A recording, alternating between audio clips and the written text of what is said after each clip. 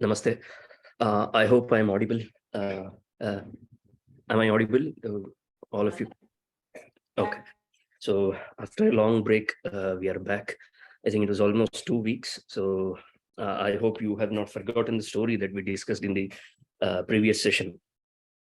It was the trial of Vali. So Rama had given his word to Sugrīva after their friendship was legitimized, all thanks to Hanuman.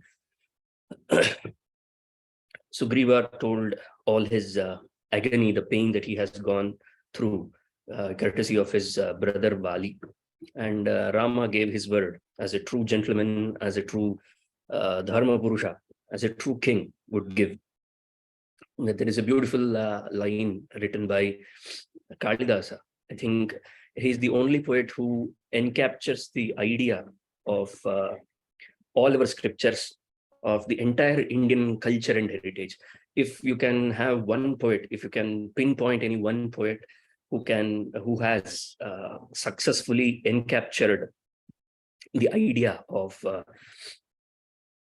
Indian culture and Indian heritage, I think it is Kalidasa. Nobody comes even closer to Kalidasa. So he makes a very beautiful statement when it comes to Kshatriyas. What is a Kshatriya? He defines Kshatriya. He defines Kshatriya as Kshatat Kilatrayata Ityudiritaha. He who has that intent, he who has that built-in impulse to protect the ones who cannot protect themselves, or he who has that intent to protect the dharma from getting hurt. That is called as Kshatriya, and that quality is called as Kshatriya. And Rama was a true Kshatriya, as any true Kshatriya would have done. So he gave his word, and then he followed up his word, and he killed Vali. Now here comes an interesting thing. Even though Vali was shot by Rama's arrow, and we all have heard about in the legends of all the stories that have been inspired by Ramayana, the folklore and the traditional story, we have heard that there is nothing equivalent to Ramabana. They say that this is the Ramabanam for anything, whether it is a medicine, whether it is a solution, whatever it is. When we say that this is 100% absolutely workable solution, then we come up with the tagline that this is a Ramabanam for it. So it is Rama's Bana, and it has been shot by Rama himself. It is no one else who has shot. It is Rama, and it has hit Vali. He has fell down. Vali looked like a giant, and he was almost like, he looked like a mountain. According to Valmiki's description, he looked like a mountain, and they all did, in fact. Unfortunately, people nowadays, they fail to take that imagination, or they misappropriately imagine that. So far, there have been talks of some movie trailer related to Ramayana, where they have shown some Pushpaka Vimana or some sort of vehicle used by Ravana, and Vali and Sugrīva, Hanuman. They have been showcased in different forms. It's all wonderful. I'm not going to take the name of that movie because that's not proper on my part. You are all good enough to understand that. So, I mean, even to this day, they cannot find an original content by themselves. Even for them, even for the most successful or the so-called successful writers and directors and actors, they do need the help of Ramayana for their stories. The point is, they do not get it right. It's one thing to have imagination, and it's another thing to blow it out of proportions. So never should we blow it out of proportions. So Vali looked like a giant.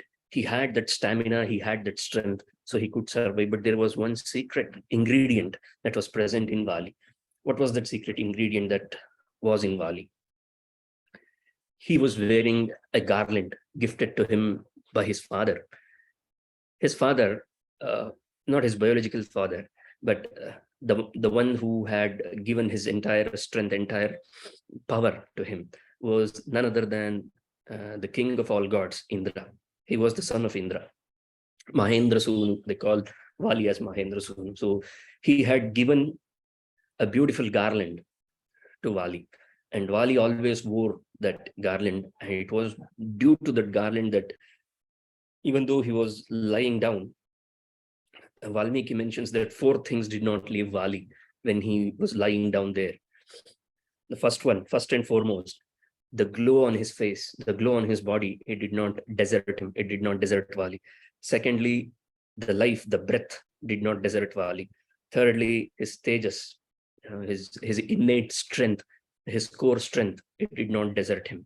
And his courage, his parakram. These 4 things, they did not desert Vali, in spite him lying on the ground, shot by Rama's arrow. And Valmiki says that it's all because of that beautiful garland that he was wearing. And now he started searching for the man who did this hideous thing. And by that time, Rama did appear in front of Vali, the perpetrator according to Vali. So this was not like, he appealed to the court, he did fire FIR, and then they both were brought to a courtroom. The jury was set. No, nothing happened. They decided amongst themselves. Rama was standing right in front of Vali. Yes, I am the one who shot you. And Vali looked up to him. Are you the one whom they call Satya Dharma Parakramaha? People are so fond of you. People are full of praises for you. Are you the son of Daśaratha? Are you truly the son of Daśaratha? How can Daśaratha give birth to such an adharmika? It's impossible that you are Daśaratha's son, because I have heard so much about Daśaratha. They were all contemporaries. Never forget that. Daśaratha, Ravana, Vali, they were all contemporaries. I mean, they belong to the same age class. So Vali was actually surprised. He said that, are you the one whom they call as Daśaratha's son? Are you the one who is praised for your dharma prajna? The one who has so much of affiliation towards dharma? And how can you do this? I have several questions to you. Please do answer them.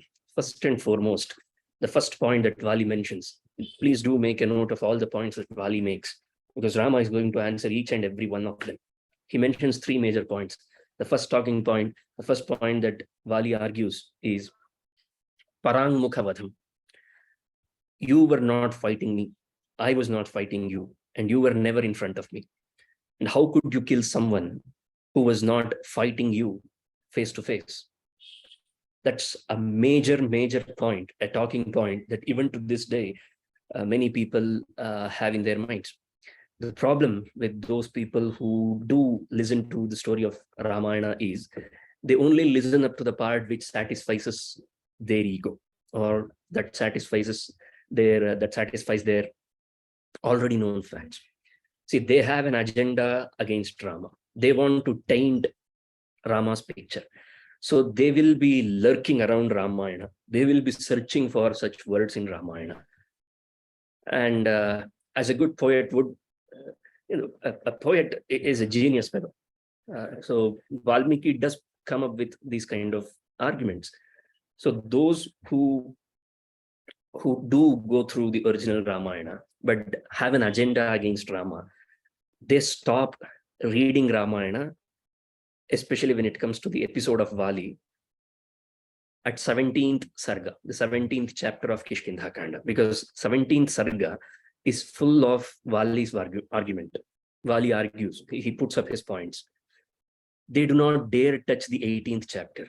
Why? Because it's a bit elevated one.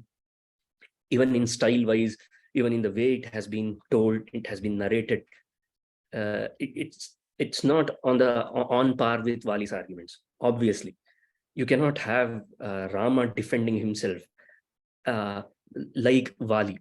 Vali is simply throwing kitchen sink at Rama. That's all. We need to get the background of the story properly. So this is the first point. The thing about Vali's episode is it has been talked about in the world, in our society. so many times that our lack of intention, our lack of intent to study the original Ramayana and understand Rama's arguments does actually hamper us. It actually handicaps us in understanding what truly is Valmiki's heart, or who truly Rama was. I hope you won't commit the same mistake. If you had any pre-notions about Vali's episode, the entire episode of Vali being killed by Rama. So I'm speaking on behalf of all those people who argue for Vali, who are the advocates of Vali. And my teacher used to call them as Vali's Vakilaru, Vali a Vakilaru. Vakil in Kannada means, an advocate, advocates of Vali. So the first point that Vali puts forth is Parang Mukhavadham. I was engaged in a fight, in a duel with my brother. I had nothing to do with you. I did not even see you. How can you kill me when I was not involved in a fight with you? If I were involved in a fight with you and you had shot me, then I can completely understand. It's fair enough. But this is not fair. This is absolutely unfair. First thing. And then he goes on length about telling what are the true attributes of a king. He should have control over his sense organs. He should have control over his mind. He should have patience, and he should be a form of dharma. He should have dhriti, and he should never forget the path of dharma. He should be truthful. He should be courageous. And most importantly, he should only punish those who deserve it. He should never punish the undeserved one. I am the undeserved one here, and you did punish me. As a king, it is not fit enough for you to become a king. It is unbecoming. It is unbecoming of you. First point. Are we clear on this first point? If so, then we can move on to the second point. Second point that Vali mentions is, I have not attacked your kingdom. I have not entered into your territory. I have not tried to annex your kingdom. And yet you have entered into my kingdom, into my territory, at my home, and you have breached the contract. And you have killed me at my own home, uninvited. You were not invited here, and we did not have anything. This is the third point. That second and third point are mixed together. He mentions that, see, three things are important for enmity, rivalry. If any rivalry needs to be there, then the causes for rivalry can be any of these three. The first one is bhumi. It should be for the kingdom, piece of land. Second one, hiranyam, for gold, wealth. Third one, rupam, for beauty, for women. See, first and foremost, you stay in the eastern part of India, and I stay in the southern part of India. So we don't have any land-related issues. We are not Maharashtra, Karnataka. We are not Tamil Nadu, Karnataka. Right? We don't have any issues amongst ourselves. We stay far away from each other. And we are a very fulfilling kingdom, and you are a fulfilling kingdom. So I don't have to attack you, and I don't have to conquer your kingdom in order to increase my wealth. And the same thing goes to you as well. You don't have to conquer my kingdom in order to increase your wealth. You have enough already. And as far as I have heard, you have taken an oath, you have taken a pratigna that you shall not take more than one wife. So you are already married, as far as I'm understood. So, and we don't have a common interested woman between us. I mean, we are not eyeing for the same woman, both of us. So what probably could be the reason for you to have that enmity, that rivalry with me? This is a fair enough point. Second point, and you can club these 2 points. I mean, what a beautiful argument that Vali is putting up. I'm very sure 90% of the Vali's advocates in today's world, they could not come up with this much of arguments or this much of logic or rational in their argument. And lastly, he says that people will call you a person who has killed a king. You have killed me. You have murdered me. You are an assassin. You have assassinated a king. I am the king of all the Vanaras. And how does it sound? Would you prefer to be called as an assassin of the king when all the great people assemble together? if you were to be addressed as the assassin of the kings, would you be comfortable with that? Because this is the sort of thing that you have done. And also, the thing that you have done is, you have not thought that why you should not kill a monkey. I belong to the monkey gene. Once I am dead, once you kill me, people do not use my skin. Nobody uses monkey skin to make up any garments or attire or anything. If this is true even to this day, they don't use monkey skin. And then adharyam charmame sadhihi romanyasthija varjitam. And the hair of monkey is also prohibited. The bones of monkeys are prohibited. So what did you gain by killing me? Or what are you going to gain by killing me? You cannot use my skin. You cannot use my bones. You cannot use my hair. For what Purushartha did you kill me? That's the gist of Vali's question. Why did you kill me? And he says that, are you not trained well by your teachers, by your masters, that there are only 5 animals with 5 nails which can be consumed for meat. The remaining animals which have 5 nails cannot be consumed as a meat. So what are those 5 animals? This is brilliant insight given by Vali. The first one is Shalyaka. Shalyaka means porcupine. I hope you understand that. Mullandi, porcupine, right? Varaharupam. And then second one, Shalyakaha Shvavidha. Shvavidha means hedgehog. It's a kind of dog. It belongs to the genre of dog. You don't consume. You can consume dog meat. You can consume porcupine meat. You can consume godha, alligator. You can consume the meat of alligator. You can consume shashaha, the meat of a rabbit.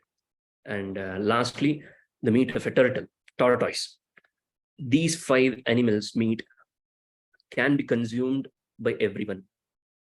Apart from them, Pancha Panchanakha Bhaksyaha Brahma Kshatrena Raghava, one of the most famous lines told by Valmiki.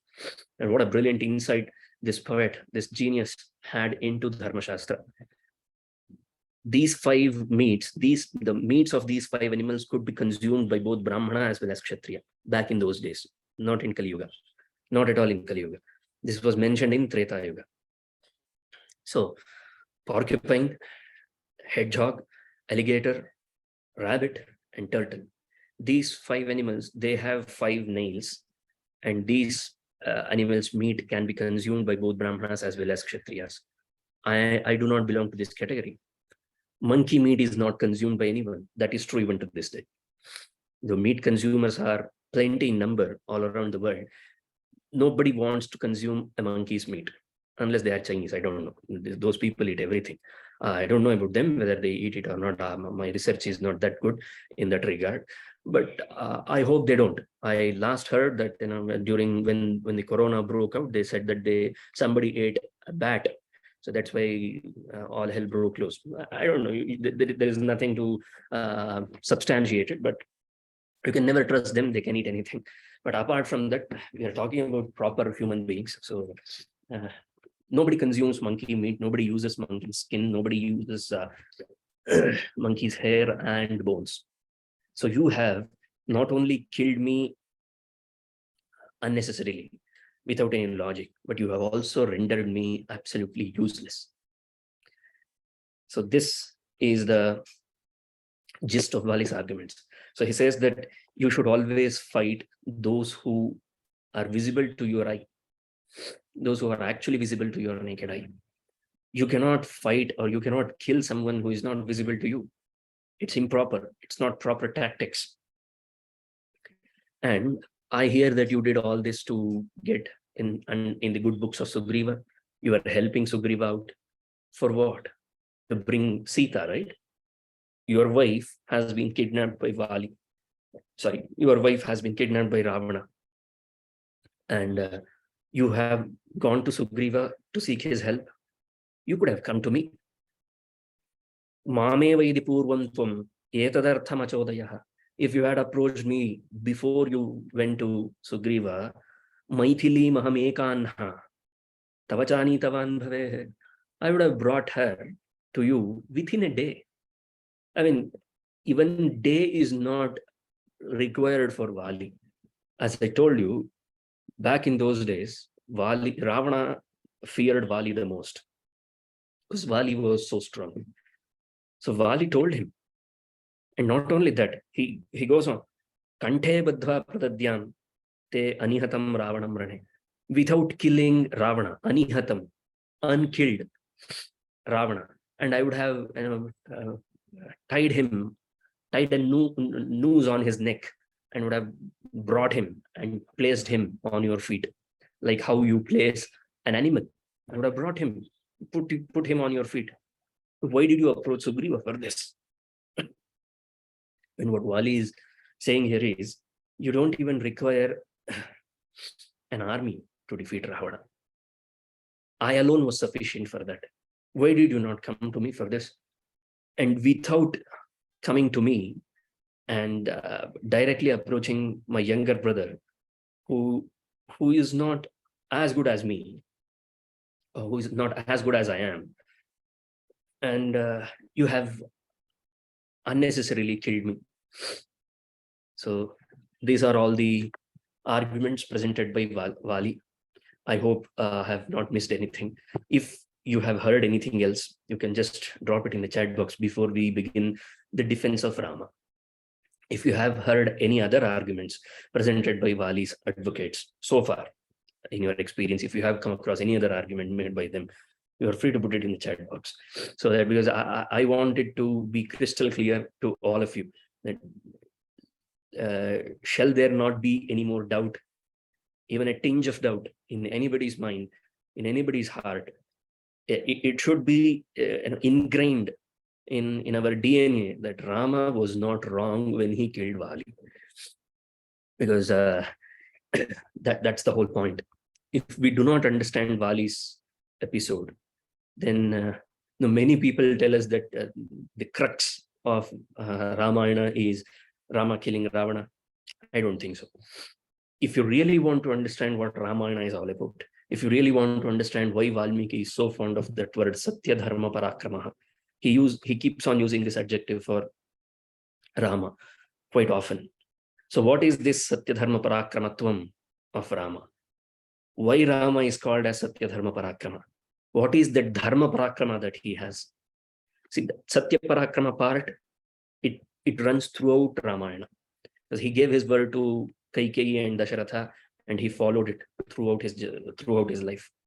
And when it comes to Dharma Parakrama, the zenith of Rama's Dharma Parakrama is known when he kills Vali. So if you have any doubts, you can please drop it in the chat box. If there are, so far I have not received any message, so we can move ahead. Now comes Rama's defense. Rama says that you are blabbering. First of all, unknowingly, without having anything substantial with you, without having any evidence based on dharma, you're wrongly accusing me of adharma. I have not done anything wrong or anything against the dharma. Opening line. See, he accused Rama on 3 counts. And what is the gist of all 3 counts that Vali had argued against Rama? Everywhere Vali had tried to show that Rama had done something which was not dharma, which did not belong to the path of dharma. And that's how you begin your defense. Rama understood his entire argument. He understood what Vali meant. So that's why he said that you are speaking without any proper evidence. And evidence here refers to dharma. Without proper knowledge of dharma, without understanding the nuances and subtleties of dharma, you are accusing me wrongly. I have done nothing wrong. First and foremost, I think you have not consulted your counselors. You have not been counseled well by your ministers. Because A counseled mind would not make such wrong allegations. Make a point of this.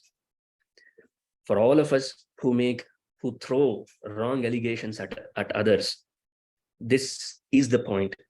Our minds have never been counseled properly. This is not the psychological or psychiatrist doing that counseling. This is being driven in the right path of dharma, guided in the right path of dharma. None of us are. We have not been put in the path of dharma.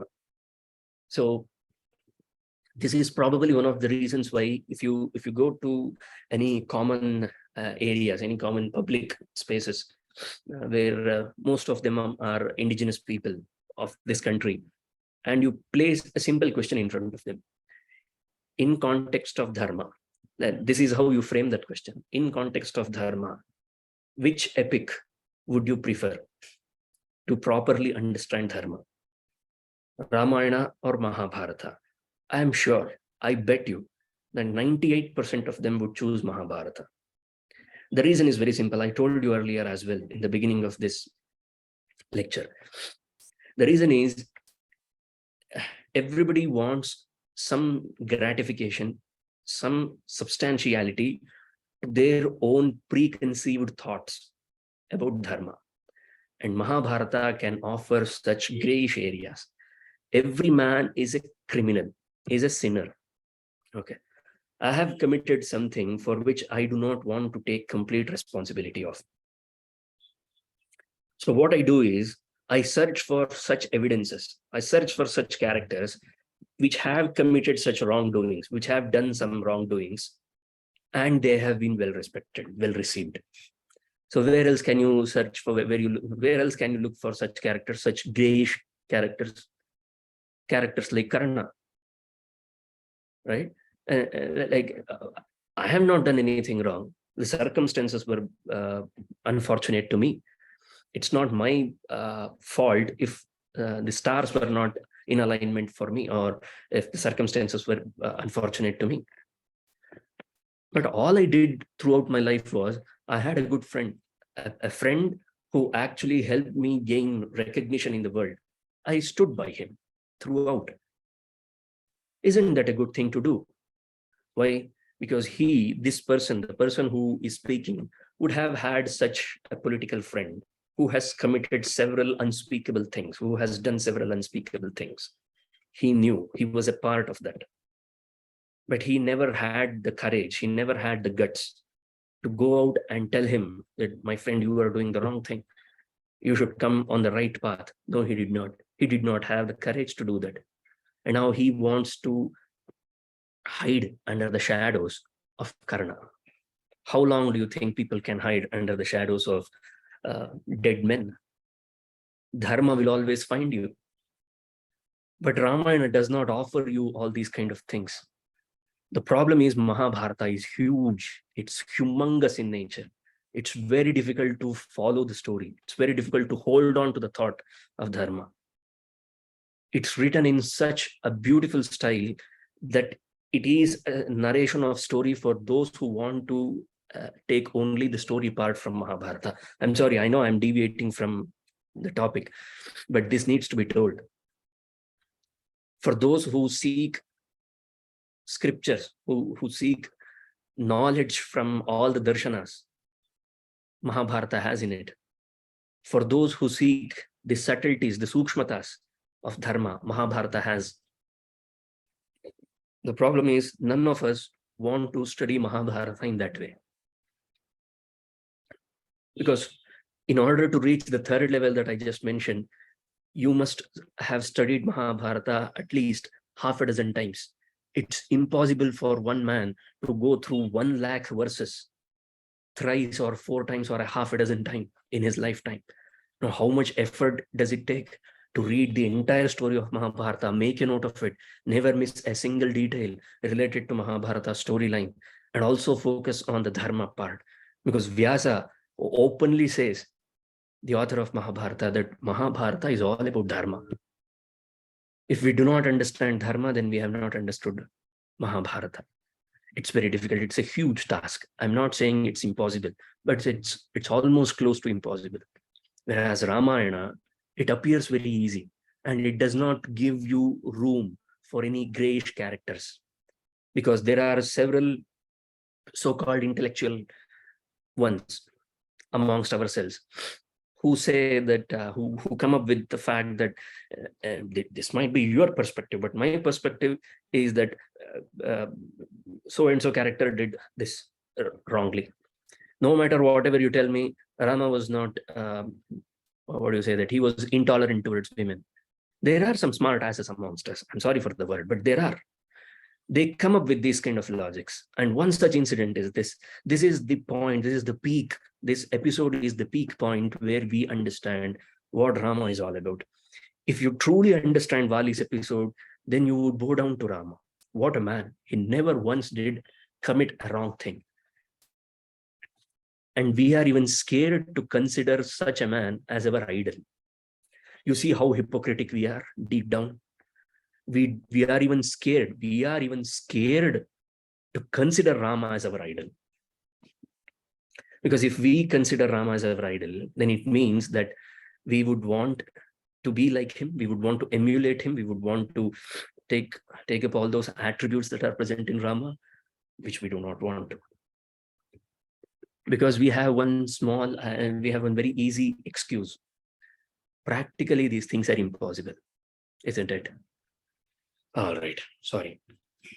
I get too emotional and passionate when I speak about this episode, because this exposes our hypocritic nature thoroughly. All right, moving on. Now, the first point that Rama mentions is, Vali, my dear friend, you are forgetting one thing. What is that one thing that you are forgetting? This entire earth, this entire kingdom, this bhumi, this belongs to us. You are under the royal protection of Viśvākus. Never forget that, because they were the Chakravartis. He just reminded Vali, a gentle reminder. He said that we do not have any border issues. You remember that point that Vali had mentioned, 3 reasons for enmity. He said that, why have you enroached, why have you attacked me in my kingdom, at my home? Why have you killed me in my kingdom? He gently reminded, Rama's style is like this. He gently reminds Bali that you are forgetting one thing. You are standing on our territory. This territory belongs to the kings of Viśvākus. And this entire Viśvāku kingdom is being ruled by whom? My brother, Bharata. On his name, we are carrying out what is dharma. So you have wronged someone, and I'm going to tell you whom you have wronged. You cannot hide under all this might, all this power, all this fancy talk that you just gave. Okay, you have to come up and accept all these things. He mentions 3 things. Rama mentions 3 things. The first one is, Jyeshtho Bharata Pita Vapi Yascha Vidyam Prayachati Trayaste Pitaro Gneya Dharme Cha Pativartina. There are 3 fathers. I know this sounds ridiculous to say it in English. I'm very sorry, but we don't have any other option but to say it other than in English. We have 3 fathers. Now, it sounds like a sermon given in some other holy place. It's not. Pitaraha. 3 people can be considered as a fatherly figure. Who are they? First one, Jyeshtho Bharata, the elder brother. Second one, Pita, the one who gives birth to us. Third one, Yascha Vidyam Prayachati, he who imparts knowledge to us. These 3 people are considered as fatherly figures. And then there are 3 people whom we should consider as children. Putravat Chintyaha. Who are they? Yaviyan, Atmanaf Putraha, Shishyaschapi Gunoditaha. Yaviyan means younger brother, younger sibling. Atmanaf Putraha, my own child. And lastly, Shishyaha, my disciple. These 3 people must be considered like my own children. Now, You do the math, you do the calculation. You are the elder brother in your family, right? And what is, according to this, what is Sugrīva to you? He is not only a younger brother to you, since you do not have a father, your biological father is not there. You are a fatherly figure to him. So what does it make Sugrīva to you? It makes Sugrīva to you as a child, as your own child. Are you able to follow this? This is the argument. And in turn, what does Sugrīva's wife becomes to you? She becomes a daughter-in-law, right? She should be treated like a daughter. She should have been treated like a daughter by you. Instead, what did you do? You not only did kidnap her, did force upon her, but you also sent Sugrīva away from the kingdom. Is this the right way to live in a family? I'm reminding you again, you are living in the territory of the Ikshvakus, and we do not consider tolerating all these things. For all the tolerance and intolerance debate that we keep on having these days, this is the line. This is intolerable. If you cross a line, if you cross the dharma line, then it is intolerance. You should not tolerate that. You must not tolerate that. And Rama did not. And that's why he said that we have been following the orders of Bharata. And we are born Kshatriyas. We cannot see dharma getting hurt.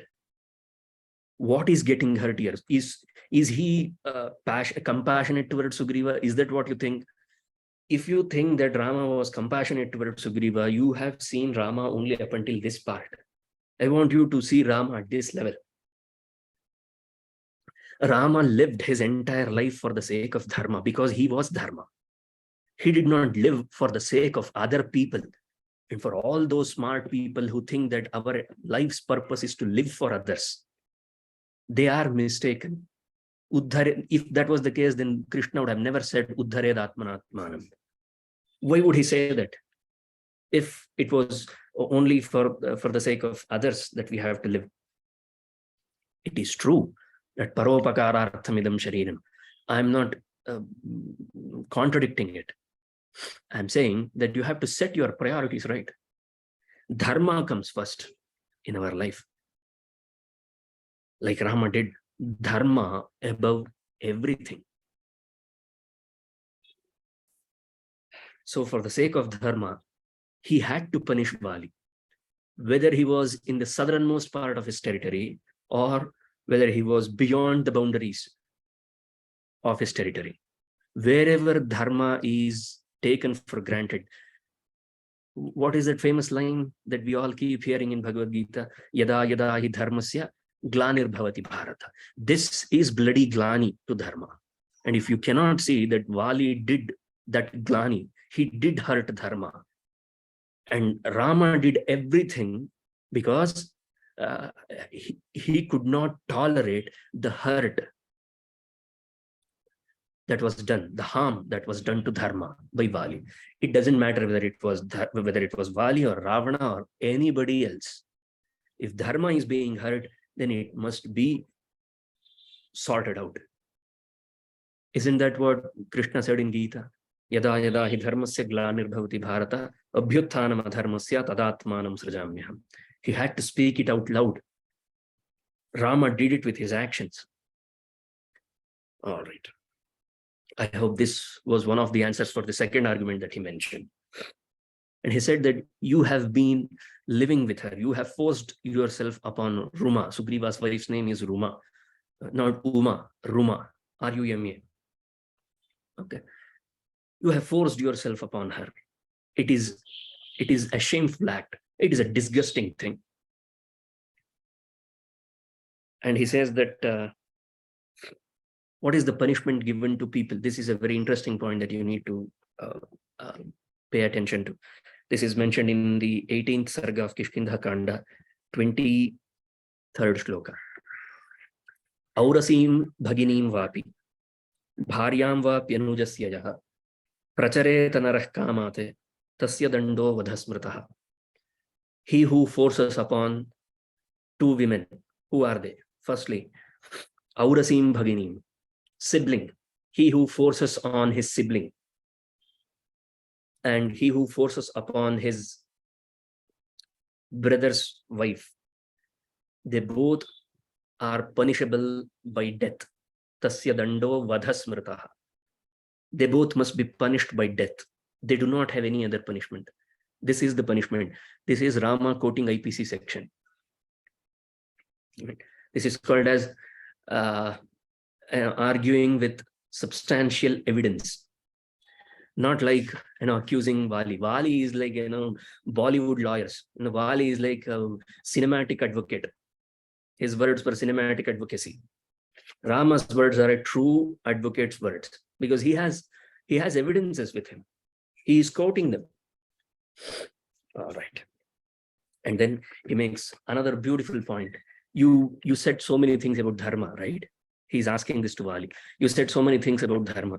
Let me tell you that you know nothing, Vali, about dharma. This quote was one of the most favorite ones of my teacher, of my guru. He used to quote it profusely. I think almost like once in a week, he would say this line. Rama has described dharma. He has defined dharma. He has tried to define dharma. He has tried to give a definition to dharma. Who else better than Rama to define dharma, isn't it? So the first point that he mentions is sukshma. It is very subtle. So all of us are ruled out. We are not eligible to understand dharma. Secondly, paramadurgneyaha. So the beauty, in order to understand this adjective, you need to understand the beauty of Sanskrit language. Jnaya means that which can be known. Okay. And durgneyaha means that which is difficult to know. Okay. Paramadurgneyaha means that which is impossible to know. It is subtle. It is paramadurgneyaha, impossible, almost second to impossible to know. Satam dharma plavangama. He uses the word. My teacher was very fond of this usage of word by the poet. He called Vali plavangama, calling a spade a spade. You are nothing but a monkey. How would you know the nuances, the subtleties of dharma? You have no right to speak about dharma because you do not have the eligibility to talk about dharma.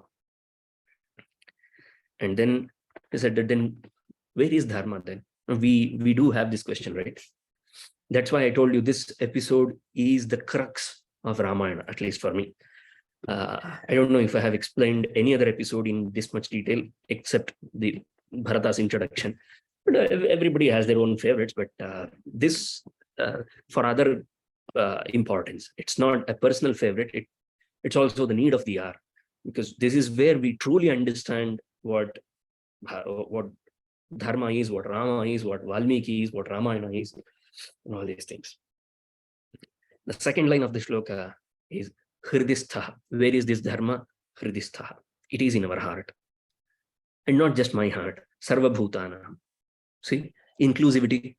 People complain, right? We are not inclusive. We have segregated. We are sectoral when it comes to dharma, blah, blah, blah, all those things. No, we are not. Hridistha Sarva Bhutana. Then who knows what is right and what is wrong? Who are you to judge us? There are some smart people who come up with all these things. And I would very much want to encounter them. Have a conversation with them, not the other way around. Atma Veda Shubha Shubham. That's what he means. This was my teacher's one of the most favorite quotes. At the end of the day, eventually, who decides what is Shubha, what is auspicious, and what is Ashubha, what is inauspicious? What is punya and what is papa? What is dharma? What is adharma? Who decides it? A book of Dharma Shastra, a bunch of people, elders. They are all a part of the system. We are not dismissing them. See, they are all a part of the system. You do require them. You do need elders. You do need good books in good faith. You do need old books in good faith. You do require the society. as well. But where do you exactly understand, comprehend, not even understand, where do you comprehend what is dharma and what is adharma? Atma Veda Shubha Shubham. It is us, it is the self with a capital S that knows what is right and what is wrong, what is dharma and what is adharma. And were you able to scale the height at which Rama's argument is? He started with a simple tone and he has scaled such a great height that it almost seems impossible for us to even look up. That's the height at which Rama is standing. That's the height of Rama's argument. That's the level of argument that Rama is actually presenting. That's the first point. He completely outwitted, he dismissed Vali's claim. The second thing that he had said was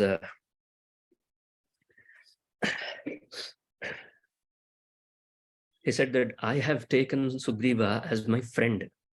I did not approach him like, just for the sake of getting a help from him. Ekam dukkham sukhanchana. This is the crux of friendship. And there is a funny way of understanding this. Whatever is good for you, I mean, if you have anything good, it's all mine. If you have anything bad, that's all yours. This is not friendship. Whether it is good or bad that you have, everything belongs to us equally. That's what friendship is all about. So he said that in the presence of fire, I took Sugrīva as my friend. And this is my job. This is my duty to keep my word. Another point. And then he said that Shrunuja Pyaparam Bhuyah Karanam Haripungava. He said that I will give you one more reason. This is like bonus content. The case is already done and dusted. Don't you think so? You have wronged a woman in my territory, and you have the balls or the courage to tell us or tell me that you have done nothing wrong. You have wronged a woman and you are standing on my territory and you are accusing me of killing you. People like you, this is the last point that Rama mentions, and I absolutely love this part, that Rama comes up with this kind of, that rigor that he has, Rama. The kind of people that you are, which means, he who dishonors a woman, he needs to be dealt with death, right? You are not supposed to be killed. You are supposed to be hunted down. See, there is a difference, right? You don't kill these men. You don't give them an honorable death. You don't place them in a cell. You don't place them in a jail, in a prison, and then you hang them until death. No. You hunt them down. This is Rama's justice. Now you understand why people wither, shiver to accept Rama as their role model. I told you, it just simply exposes our hypocrisy. Because if we start judging ourselves on the basis of Ramayana and Rama, 99% of us would not be alive. We should not be alive because we have done so many things. This is why we want to hide from Ramayana. Very interesting. All right. Now he says that you have heard about hunting, right? Hunting is called as Mrigaya, and Mrigaya has been permitted to be carried out only by the royals. It is a royal thing to do, and they have been permitted. And why have they been permitted? Because they need to keep a check on all the wild animals. You are a wild animal. You have gone wild. I mean, you had gone wild. And it's my duty to free the jungles of my territory from the likes of you, from the likes of wild animals like you. And that I did. And is there any rule, Vali? You have also been a king. Is there any rule book that says that hunting needs to be done face to face? No, right? So you were claiming that, I killed you without facing you. Parokshavadham, Parokshavadham, Paranmukhavadham. This is the point. First point that Vali had mentioned. This is how you attack them. This is how a defense looks like. He addressed Vali's third and second point first. And then he came to the first point that Vali mentioned. That's how you win an argument.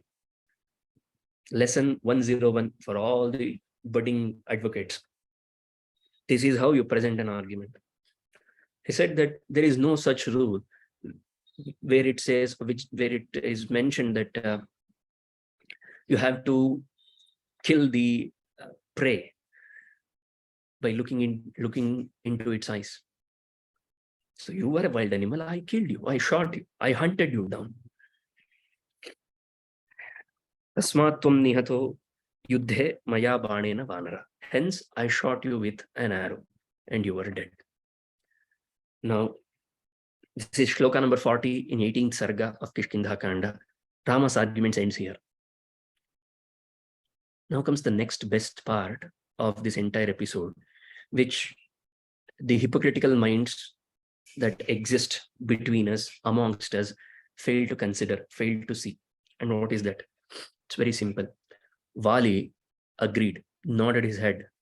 He said he gave thumbs up to Rama's arguments. And I shall quote what Vali said to Rama after hearing Rama's arguments. Nadosham raghave dadhyau dharme adhigata nishchayah. Vali was finally able to understand, comprehend what is dharma.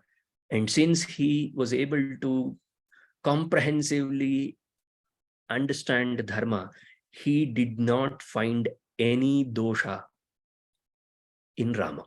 Nadosham raghave dadhyau. Dadhyau is he could not even think, contemplate any dosha, any mistake on Rama's part. This is the verdict where the victim himself has accepted his crime. And then he says that Yatvamattha narashreshta, these are exactly his words, Vali's words. Yatvamattha, whatever you told Rama, tat tathaiva. It's all absolutely 100% true. Na samshayah. There is no doubt. Prativaktum prakrishthehi napakrishtastu shakmiyat.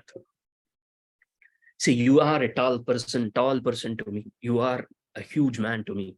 And I do not have the ability to speak back to you. And you are speaking the truth.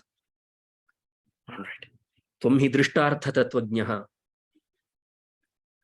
Sorry, why was this not done by Rama? I did not understand the question. What was not done by Rama? So, this thing, why Bali was not punished before? This was done before the wrong on Sugrīva and He came to know later, right? Achha, He came to know later. Okay.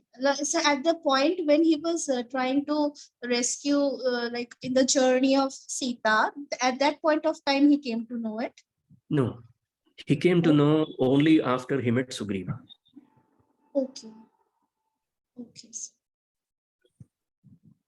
Information is key, and he did not know it before. And for the likes of Vali, it's very easy to conceal their crimes. Don't you think so? Yes, sir. True. And we should not forget the factor of time as well. Time plays a major role in all these things. Kala plays a major role here, right? The right time had not come. Here comes the right time. So, okay. I think there is one more question here. Did Rama know about the wrongdoings of Vali earlier? Yeah, I think I just answered the question. Or did he know it only after Sugrīva? Why did he kill or hunt Vali at this juncture and whatever? Yeah, I think I just answered that question. All right. Yeah. And lastly, Vali, sorry, we are about to break. We are supposed to break for a small question and answers. I'm just going to conclude this episode. And then in 1 hour, we will finish the actual story of today's title, Rama's message to Sugrīva. All right. He says that Tvam hi drishtartha tattvajnah. He says that you are the tattvajnani. This is the highest, what do we call, position, or highest adjective, highest order that you can confer upon anyone. It is like what Sir is to the British. It is what Bharata is to modern day India. Tattvajnani was during that time. So Vali says that you are the Tattvajnani, Drashtartha Tattvajna, and Prajanancha Hiterataha. You are always there for the welfare of people. Karya Karana Siddhau Prasanna Buddhiravyaya. And your mind, your intellect works pleasantly in all these things. And then he succumbs. He understood he has done wrong. And he says a line that might surprise, that the likes of Vali had so much of concern or so much of love and affection towards his son. He says that I do not worry about Tara. I do not worry about my brother Sugrīva, but I do worry about Angada, my son. Because he has been a single child, and he has never known how to live without me. So I hope, I entrust Angada on your hands. Please make sure that he is treated well by Sugrīva.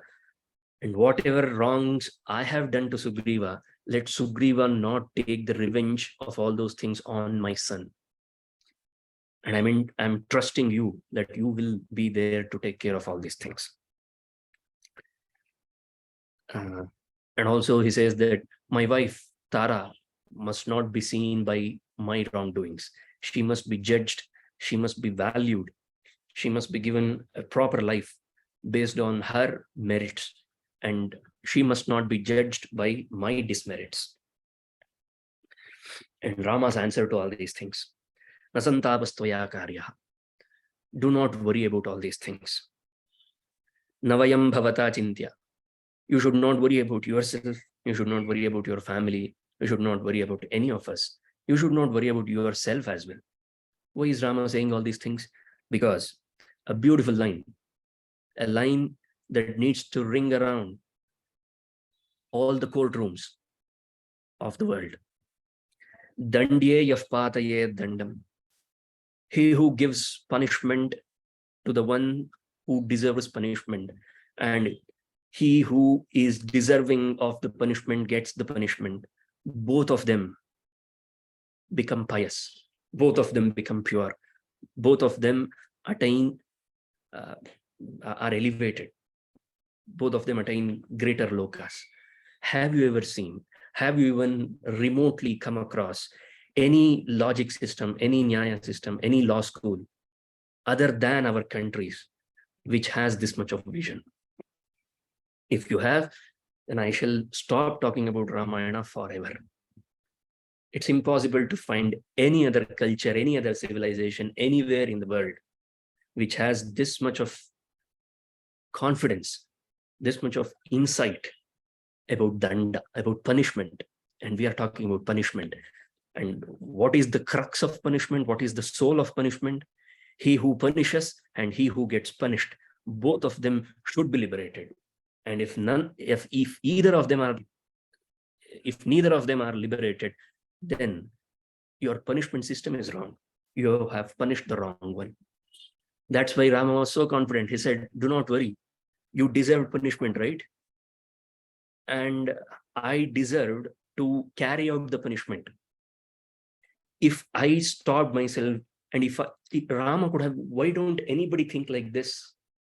Rama could have easily not killed Vali, and yet diplomatically got Sugrīva and Vali to join hands together and got their army, back him, and attack Ravana. Why can't anybody think about this one? Why? Because we have an agenda against Rama, right? We want to see only adharma. We want to see, has Rama committed a mistake? Because we are sure that no man can be that perfect. There can be a man that is that perfect. That is Rama. But we don't want to consider him that way. This was a feasible thing, isn't it? See, nobody comes up with this idea. He could have done it diplomatically. Are you saying me that Rama was not diplomatically that good? I don't think so.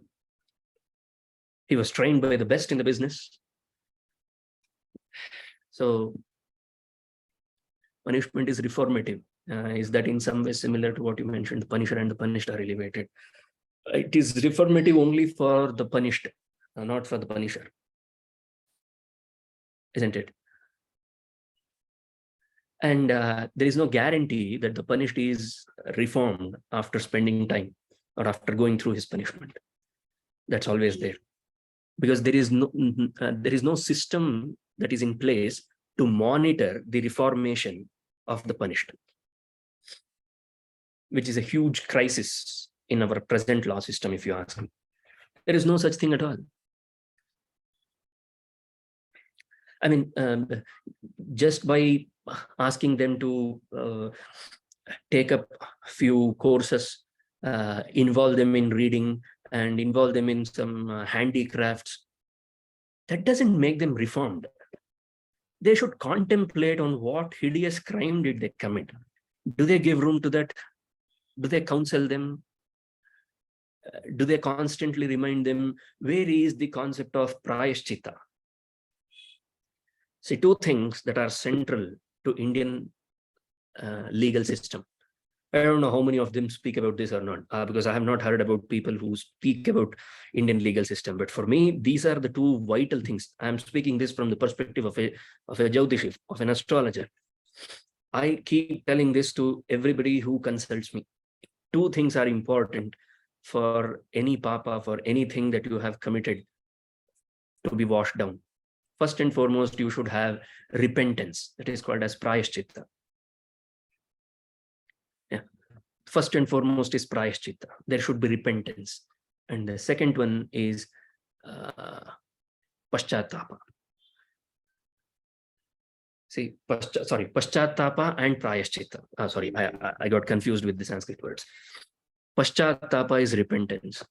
After I have committed something which I was not supposed to, I should have that burning sensation within me that actually burns my soul. That is called as paschatapa. How can I commit such a thing? That is paschatapa. That is very vital for reformation. And then comes prayashchitta. Jyotisha clearly mentions. It says that you cannot approach a Jyotishi until and unless you have had that little bit of paschatapa. It's impossible to consult a proper Jyotishi. You can consult any roadside Jyotishis. You cannot go to a proper Jyotishi until and unless that paschatapa has taken its form. It has done its work. That's how system work in Indian legal system. All right, we have to break for 5 minutes. If you have any questions, you are free to ask. Sir, yeah. I would like to know what happened to Ruma. Like Vali was concerned about Tara, and what happened to her? No, she remained as an important person in Sugrīva's kingdom. We will see what kind of impact she has on Sugrīva. Because Vali has not yet spoken his last words. He is yet to speak last words to his brother and to his son. He's yet to speak his last words. And when we listen to his last words, we understand that he says only one thing to Sugrīva: always listen to Tara. Never disregard Tara's suggestions. And he admits that it's my wrongdoing that I did not listen to her. I did not heed attention. I did not pay attention to her. And you are aware that she actually avoided him. She actually told Vali not to go again, but he did not listen to her. Tara is never wrong. She's one of the most brilliant female characters that you will find in Ramayana.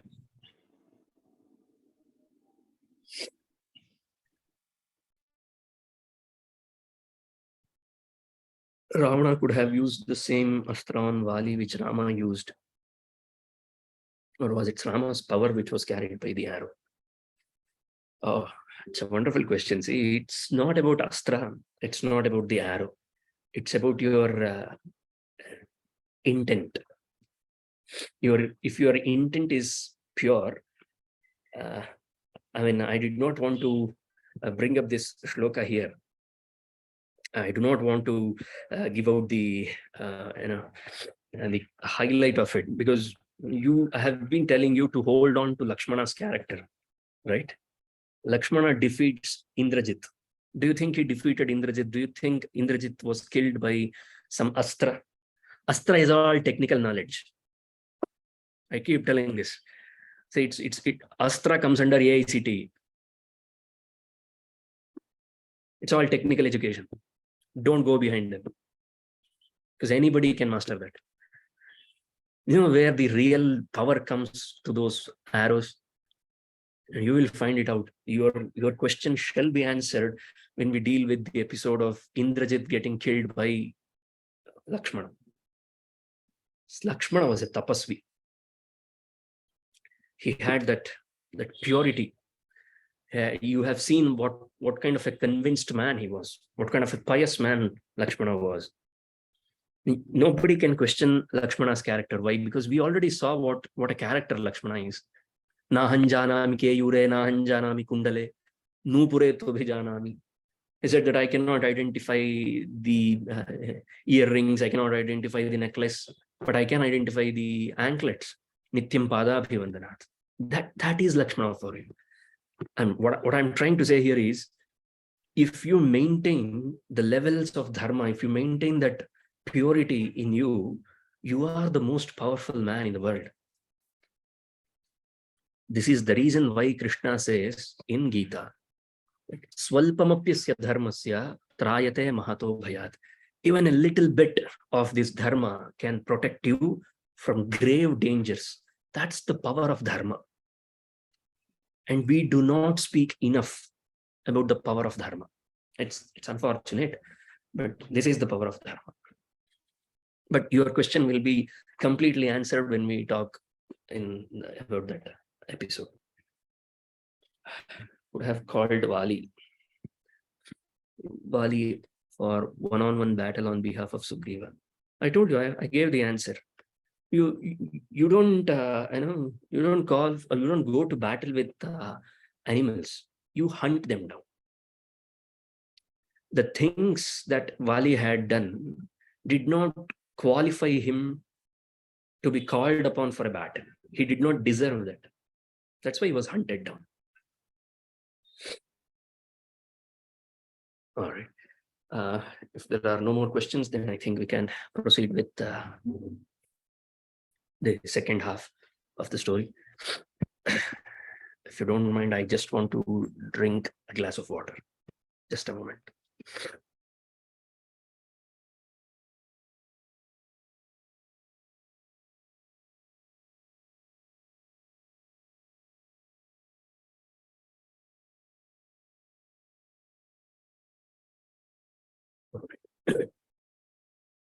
So we can continue with this.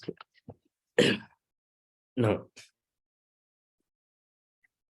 when the people, the monkeys who were watching this entire episode, when they came to know that Vali is finally dead, there is no more Vali, they all ran back to Tara to prompt her. Did you know what was the advice given by them to Tara? Yama, death, has arrived at your doorstep in the form of Rama. Run with your son. Otherwise, he will take the lives of both of you.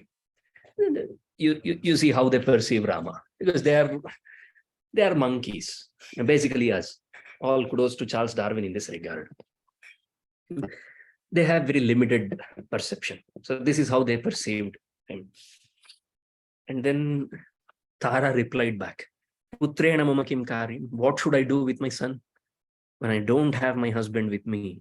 See, this is the kind of love, the respect, and that oneness that I don't know what other words, what other adjectives can I use in English. The kind of dedication and devotion that you expect in partners. This is the kind of dedication that Tara had, the devotion that Tara had towards Vali. She did not even care for Angada. She said that, why would I care for Angada? He is a man by himself. He can take care of himself. What about me? I am the one who is left alone by Vali. And then she wanted to see where Vali was lying down. So she went. She broke all the barriers and she went and she started crying profusely. I'm not going to elaborate on all those things because those things are beautiful only when you read by yourself. If I start explaining it, it makes no sense at all. So she cried. She said that, I think you love the earth. Earth is again is considered as a feminine in Sanskrit. So I think you love her more than me. That is the reason why you have hugged her and you are sleeping with her. That's how Tara perceived it, and she was devastated. She was broken down. She never thought that something like this could befall on Vali. And it was at this time you see a philosopher, Hanuman. Okay, he goes there to console Tara. He says that who can be killed? Nobody can be killed. Everything falls under the time. It's all taken care. It's all pre-written. So you should not worry about all these things. And you should see about the bright part. What is the bright part of all these things? The bright part is your son shall be named as the Yuvaraja, the next to the throne. And by looking him ascend the throne, you will forget the agony caused by parting of Vali. She retorts back. Only Tara had the capacity to retort back to such beautiful, insightful, truthful words by Hanuman. You know what she says? She says that Angada Pratirupanam Putranam Ekatashatam. 100 sons like Angada are on one side. One Vali is on the other side. That's called as devotion towards your husband. That is Tara for you. What a lady. What an absolute gem of a lady. And then she says, she reminds Hanuman that Pita hi bandhuv putrasya namata harisattama. Always remember, Hanuman, father is the true relation or true relative of a son, not mother. So it's quite debatable, I know, but that's Tara's perspective, and I am a pro Tara person. So I love Tara. I absolutely adore her. I have a list of all the great females in the entire Sanskrit literature, and Tara definitely falls in the top 5 category. Easily. I mean, I should not even say top 5. She's easily in top 3. So you cannot find a better woman other than Tara. What a gem. What a gift to have such a woman in your kingdom. And then people come and say that we never valued our women. You will see what Vali has to say about Tara. It shows that and he valued Tara that much. Usually we hear the opposite. Yeah, the mother is the real relative of a child. Father comes next. Yeah, I know. I understand that. I understand, but that's why I said I'm pro Tara. So Pita hi bandhuv putrasya namata harisattama. And it is true. If you have a father like Vali and bond that Vali and Angada had, it's amazing. It's really beautiful. And is it not true in the case of Rama as well? All right, moving on. Now comes the last words of Vali. He first addresses Sugrīva. He says that, right after Matrudevo Bhava, Pitrudevo Bhava also comes. You cannot discount Mata, right? She is the one who has brought us into this earth. I'm not asking you to set your priorities. I'm just quoting what Tara said, and my bias towards Tara's words. That's all. All right. Now, the last words of Sugrīva, of Vali. So he calls upon Sugrīva and he says that I have done some very wrong things to you. I have done some bad things to you. And please don't punish my son for all those things. And then you should take care of this kingdom. properly, because this kingdom has been handed over to us by our ancestors. This is your responsibility now, and this is a huge responsibility to take care of. So I'm sure that you will do justice to all these things. And then he says, Esha Taratmaja Shriman. And here is my son, Taratmaja, Angada. All right. Tvaya Tulya Parakramaha. Never forget that he is as strong, as powerful as you. He was equal to Sugrīva. You will find what a fantastic warrior Angada was. When you get into Yuddha Kanda, whichever battle it is, you will find Angada at the helm of it. He was everywhere. He was a true warrior. I mean, he gave his sweat and blood to that war. I mean, you cannot stop appreciating Angada for his prowess that he shows in the war. All right, we will get to that later. And he says that Sushena Duhita Cheyam Artha Sukshma Vinishchaya. And this Sushena Duhita, Sushena's daughter Tara. Sushena's daughter Tara, whatever she says, Yadesha Sadhviti Bruyat, whatever she says is right, just blindly follow that. These are the last words, advising words given by Vali to Sugrīva. Just simply blindly follow her words, because she can never go wrong. He says that. Nahi Tara matam kinchid anyatha parivartate. This is the evidence that I have to substantiate my argument. Vai pita hi bandhu putra janamata harisattama. Tara's claim that father is the true relative of any son. Why should you consider it as Tara's words? And is it because only it is Tara's words? No, because Vali himself has validated Tara's words can never go wrong. Nahi Tara matam kinchid anyatha parivartate. It can never go wrong. That's the amount of confidence that Vali had in Tara. And then he gives his garland and he places it on Sugrīva. And then he calls upon his son. What is the sort of advice you expect? Okay. He says Tara can never be wrong. That is more out of his regret that he failed to pay it. Yeah. From his own experience. True. From his own experience. That's why he says that, don't commit the same mistake that I did. Now, the greatest advice a father could ever give to his son, Vali gives it to Angada.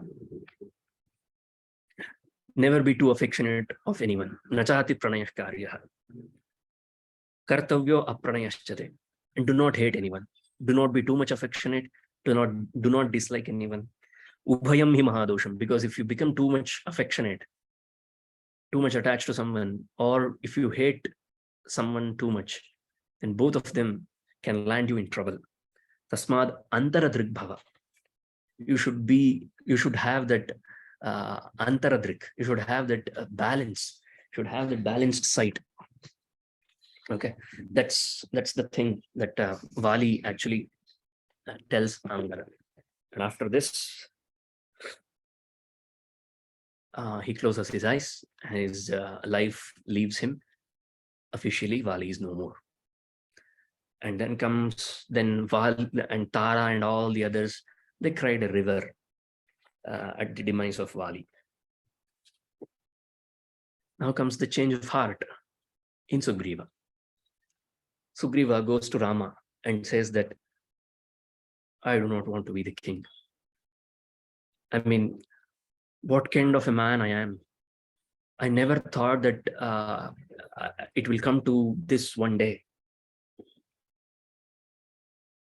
I cannot enter Kishkinda again.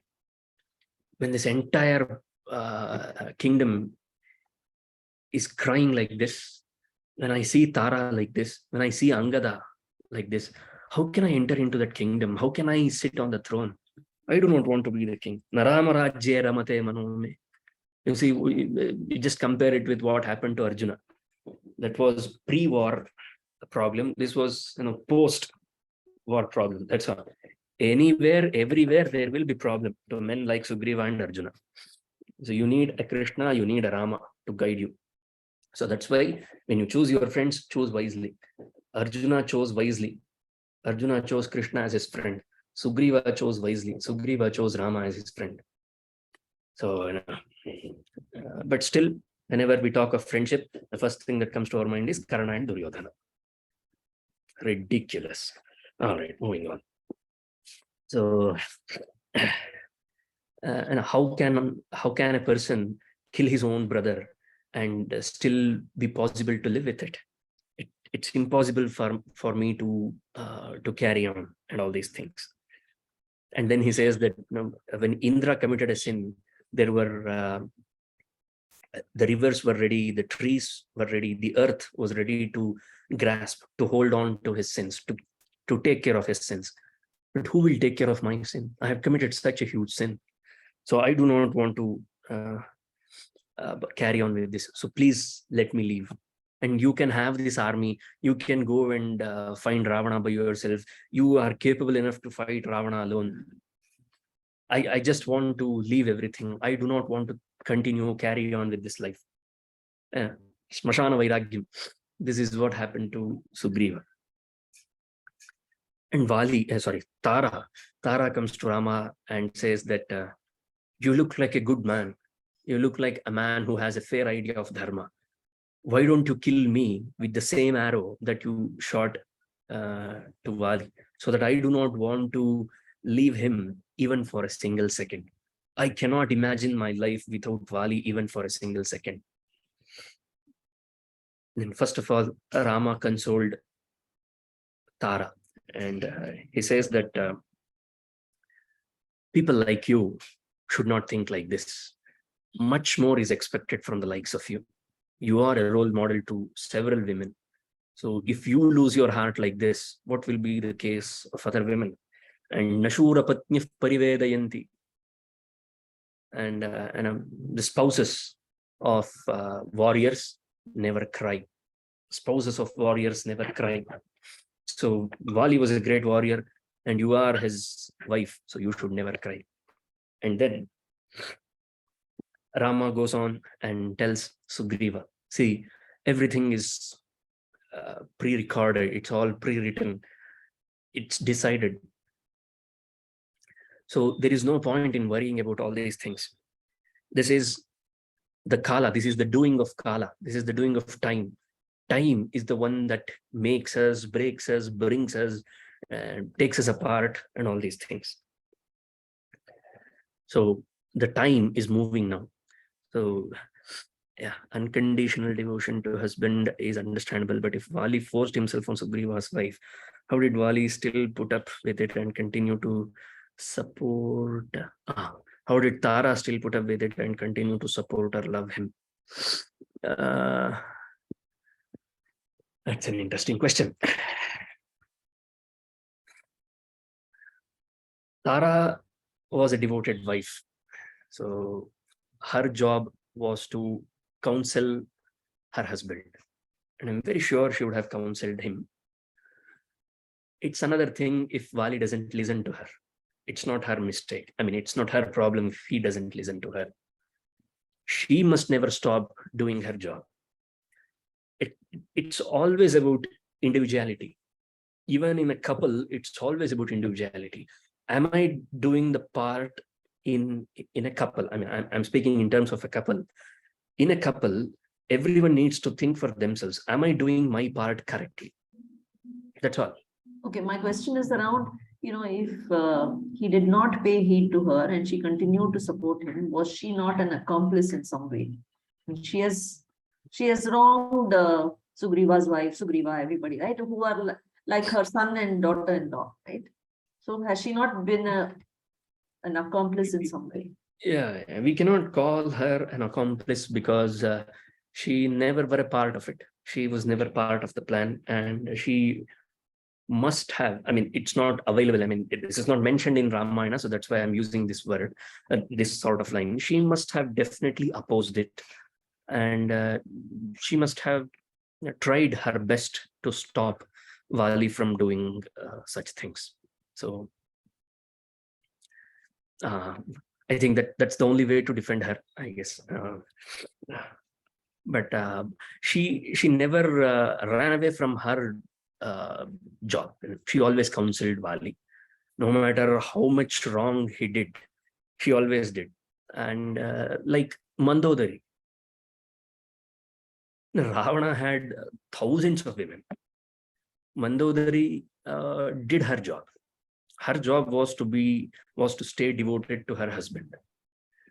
And that's why both these women, let us never forget that both Tara and Mandodari, they find themselves amongst the 5 women, 5 greatest women, isn't it? Tara Mandodari tatha Panchakam Nasmare Nityam Mahapataka Nashanam. I forgot the first part of it.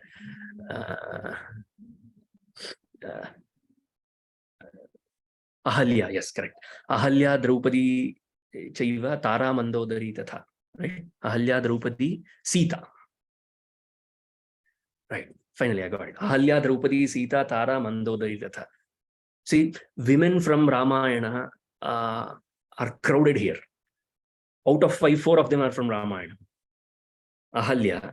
We saw Ahalya and Sita's conversation in Ayodhya Kandam before Aranya Kanda began. So Ahalya, only Draupadi is from Mahabharata. Ahalya, Sita, Tara, Mandodari, all these women are from Ramayana. And if they have made it to the list of the top 5, who have, I mean, just by remembering their name, just by remembering them, if all our sins are going to get washed away, then just imagine how good they must be. They must have done something good. I mean, currently, I don't know how to defend them. That's a different thing. But I mean, my line of defense is she has done her part of job. Vali did not listen to her. That's his problem. That is his mistake, and not her mistake. It's like Vidura and Vibhishana. Vidura in Mahabharata and Vibhishana in Ravana's court. He did his best. He did not listen. But Vibhishana had an option. He's a man. He could leave his brother. Tara had no option, because no matter whoever it is, whatever it is your husband is, you are not supposed to leave your husband. Because if you are viewing your husband as a man, as a person, as a male, then you are mistaken. If you are viewing husband as a means to dharma, to achieve dharma, then you are on the right path. The perception differs here. This is the reason why Ramayana is so difficult, so easy to understand on the outset, but so deep. The deeper you go, you get more and more insights into it. We have plenty of such instances. No matter what happens, you are never supposed to desert your husband. That's the norm. Yeah. Okay. I hope I was able to answer. Not convincingly enough, I guess. Yeah, sort of. I mean, Yeah. I still feel in a way, I mean, that's understandable. I get the part of not deserting, all that I understand. But yeah, still that part that, she is in some way abetting crime. Yeah. I will try to find some other evidence. I will try. Thank you. Because, nobody had asked this question to me before. So, maybe at that point of time, at that period, women had, they know what is right and wrong, but they were not at that status that they are able to say that they can say that husband is wrong, but maybe they can't say beyond some point. You have to understand some. It's not like that. It was not like that. At least not in case of Tara. Tara. Yeah, she was very vocal, and she has mentioned, and in future as well, she mentions to Sugrīva as well. She counsels Sugrīva as well. So that was not the case. I think the only thing is she must have tried her level best to avoid Vali from getting into it. Otherwise, don't you think Vali? How can Vali survive even after committing such a sin for so long? It's a simple question. I mean, I think it's almost true. It exists. Such kind of a verbal thing, such kind of an oral thing exists in common talk, in common folklore. It exists. Like, what protected Ravana so long? in spite of committing so many sins, what protected the likes of Vali and Ravana for so long? It's the Pativratyam of Tara and Mandodari that protected the likes of Vali and Ravana. It is because of the dedication of Tara and Mandodari that they survived for so long, and they had reached a point where it was not at all possible to tolerate anymore. So up until that mark, they were able to hold on to them, protect them. See, the role of a woman, it's not highlighted much. I understand. It's not highlighted much because you don't highlight the obvious facts. I'm not saying this in defense of the works, but that's true, isn't it? That's true in any case. You don't highlight the obvious facts. You only try to highlight those things that are not known to the world. A woman standing as a rock, and she is the one who makes the entire family. She is the one who can make or break the family. So that's not new information to anyone. That's a known fact. So that's obvious. So Vali survived for so long, and to be dead, I mean, to be shot by Rama. You remember Maricha, what Maricha told to Ravana? It's better to die at the hands of Rama rather than die at the hands of you. So it's all because I feel that it is the contribution of Tara, it is the contribution of Mandodari, that both these men, Vali and Ravana, they died at the hands of Rama. And that shows what kind of women they were. Okay. Yes. Where were we? Now Rama asked, I think this was Lakshmana, this time it's Lakshmana who asks the person Tara. This is not Tara, not the feminine, another person named as Tara, pulling a Tara, a masculine Tara. So he asked him to bring all the required things for the cremation, for the final rites, to perform the final rites of Vali. And they got on to a procession, and finally Sugrīva was brought to senses, and he did perform the final rites. And now after Vali's cremation was done, Sugrīva asked Rama to accompany him to Kishkindha for his coronation. Anybody must have forgotten that why did Rama deny? Because Rama had given an oath. See, we had only seen Dharma Parakrama. Now we are seeing the Satya Parakrama part of Rama. He had taken an oath that he shall not step into any kingdom. He shall stay in the forest. So he remained there. He said, you carry on. And he gave him an advice, make Angada the Yuvaraja. And then this is the Varsha Rutu. This is the rainy season, 4 months of rains. So nothing can be done now. Enjoy. So 4 months, me and my brother, we are going to stay in a nearby hill named as Prasravana. The name of that hill was Prasravana, where Rama and Lakshmana stayed for 4 months, waiting for the Sharad Rutu. When the clouds are clear, when kings can get into work. And they waited. And during this time, Rama felt very depressed. He was not able to control himself. And again, there was Lakshmana. And Lakshmana reminded him that there is no point in being like this. You, my brother, are capable of controlling this entire universe, entire world. What is Ravana for you? Let us wait for Sugrīva. He has given his word, and he shall help us out. So let us wait for him. And then he was able to digest Lakshmana's words, and then he beautifully describes Varsha Rutu. I mean, those who are interested in understanding Varsha Rutu can read the 28th chapter of Kishkindha, a beautiful description. And now, before anyone could sense the danger, by the time the rainy season was coming to an end, Hanuman, as a true diligent minister does, goes up to Sugrīva and reminds him, if you do not help back your friend, then you are committing a huge mistake. And if that friend happens to be someone like Rama, then you are definitely committing a mistake.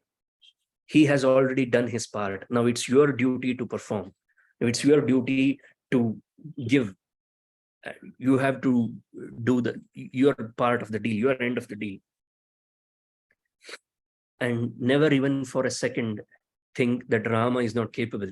He is capable of killing anyone. He is capable of conquering anyone and everyone. So it's only his greatness that is prompting him from attacking us. So we should be aware that he has helped us and it's time for us to help him back. So I request you to call upon your army. And because it was Hanuman, Sugrīva listened and he gave an order. It's a beautiful thing. And you must have heard, especially in Karnataka, in the administrative language of Karnataka, even to this day, it has survived the wrath of the leftists, liberals, and all other intellectuals. They still use a particular word coined, inspired by Ramayana for a memo, for a notification, for a notice. Do you know what is the word? Sugrīvāgnya. They still, the Karnataka administration still uses the word Sugrīvāgnya, which means it's like, do or die kind of thing. You must do it. There is no option for it. You cannot escape it. That is called a Sugrīvāgnya. And Sugrīva gave an order because he was rigorous in his orders. Now, I will quote you the words that he said. Tripancha ratra durdhvam yaf prapnuyadiha vanara. He gave them a time of 5 days, 3 to 5 days. Every single person who belongs to our army, who belongs to us, they should come and report to me within 3 to 5 days. Whoever comes on the 6th day shall be executed. This was the order given by Sugrīva.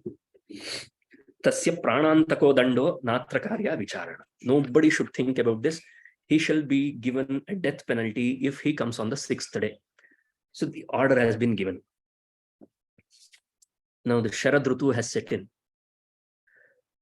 It was only because of Hanuman's diligence that Sugrīva was able to protect himself from the wrath of Rama. If there was no Hanuman to come to the aid, to come to the help of Sugrīva, then God knows what would have happened to Sugrīva. Because you see what kind of words Rama speaks. Now he describes the entire nature. He describes nature that yes, the Sharad Ritu has set in, the autumn has set in. This is the right time to work. And then he looks at Lakshmana and he says that Sugrīva doesn't seem to care about this. Where is the army? Where are the people? I mean, where is that halchal? There should be some moving on. It all looks dull and gloomy in Kishkindha. I mean, they could see Kishkindha from where they were staying. It all looks so gloomy and dull.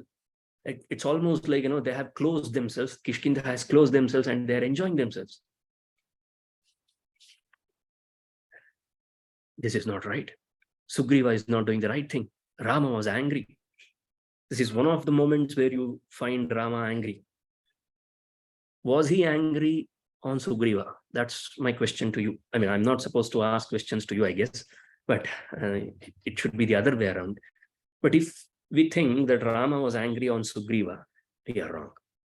Again, I tell you, Rama never got angry on any person. He was not such kind of a man who would get angry on a man, on any person.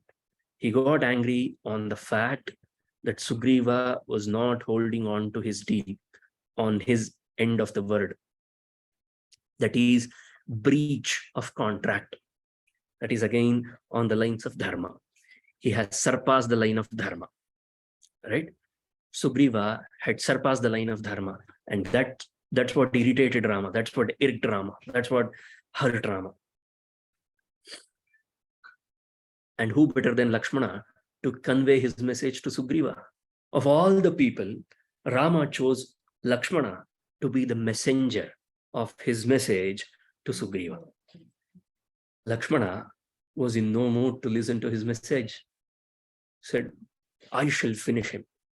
You see, again, he has been holding on to that anger, that courage, that power that he has no outlet yet. He said that Sugrīva has broken his vow. He has broken his oath. So let me finish him. You give me the order, I will finish him. He said, no, no, no. You're not supposed to do that. You go to him, be diplomatic, remind him. And remind him what? There is a beautiful message, an encrypted message given by Rama to Lakshmana. He says that Mamaroshasya yadrupam bruyaschainamidam vachaha. You have to tell him, you have to be the personification of my anger, not your anger. You have to be the personification of my anger and tell him the following words. I'm not going to reveal the words right now because it loses its charm. I'm going to reveal it at the moment when Sugrīva is met by Lakshmana. And when Lakshmana says those words, these words were not Lakshmana's originally. These were Rama's words. And only Rama could speak like this. Right. Off goes Lakshmana. He enters Kishkindha. Every single person in that kingdom is shivering because they have never seen Lakshmana this angry. They have never seen an angry person like this. When Lakshmana gets angry, the whole world withers. Angada came. Poor fellow. He looked at Angada and he said, go, my child, go and tell your father, that is Sugrīva, go and tell him that I am here to meet him. Now Angada does that. He goes there. He touches Tara's feet first, and then Ruma's feet, and then Sugrīva's feet. And then he very shyly, he speaks to Sugrīva. Lakshmana has come. He's very angry. He could muster his courage only this much. By the time Angada could finish his message, Lakshmana was almost at the doorstep of the kingdom. Hanuman came to the rescue of Sugrīva king. Hanuman said, I'm very sure that he is here to convey the message of Rama. Now, I'm very sure that Rama is not here to express his anger, but his love anger. What is this anger and love anger? Sarvatha pranayat kruddho raghavo natra samshayah. Pranayat kruddha. He has this love towards you, right? He considers you as his friend. So out of that friendship, he has gotten angry on you. That's all.